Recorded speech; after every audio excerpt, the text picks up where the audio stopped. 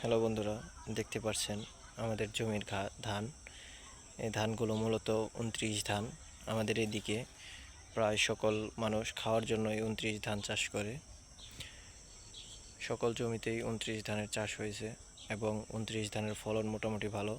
যদিও ইদানিং এই ২৯-এ প্রচুর পরিমাণ পোকার আক্রমণ দেখা যায়, তবুও খাওয়ার জন্য প্রতিটি কৃষক ২৯ ধানে সবচেয়ে বেশি প্রাধান্য দিয়ে থাকে। তবে আমি আজকে আপনাদের মূলত আমাদের এই দিকে চাষ হওয়া একটি ভিন্ন ধর্ম ধানের সাথে পরিচয় করিয়ে দিব। এই যে আমাদের এইদিকে এটাকে বলে বাগুনের বিচি ধান। দেখতে পারেন এই ধানের আকার বেগুনের বিচির মতো, এই জন্য আমাদের স্থানীয় ভাষায় এটাকে বলে বাগুনের বিচি ধান। এই ধান দিয়ে আপনারা পায়েস, খিচুড়ি এবং বিভিন্ন ধরনের আইটেম তৈরি করতে পারবেন। এই ধান মূলত সুগন্ধিযুক্ত এবং প্রায় সকল বাসায় আমরা বিরিয়ানির চাউল হিসেবে এটাকে জানি।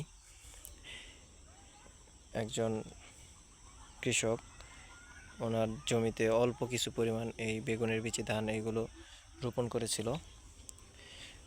আলহামদুলিল্লাহ ভালো ফলন হয়েছে। আপনারা দেখতে পারেন এক আটিতে কী পরিমাণ ধান হয়েছে, প্রায় ৩ থেকে ৪ কেজি ধান এই জায়গায় উনি স্তূপ করে রাখছেন। পরবর্তীতে এই জায়গা থেকে উনি বীজ সংগ্রহ করে হয়তো আরও বেশি পরিসরে বুনবেন।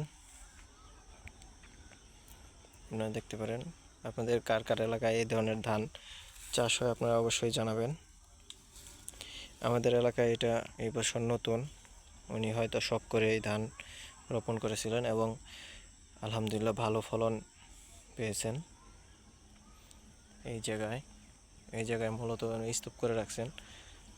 আজকে সন্ধ্যা হয়ে গেছে, কালকে হয়তো উনি বাড়িতে নিয়ে যাবেন।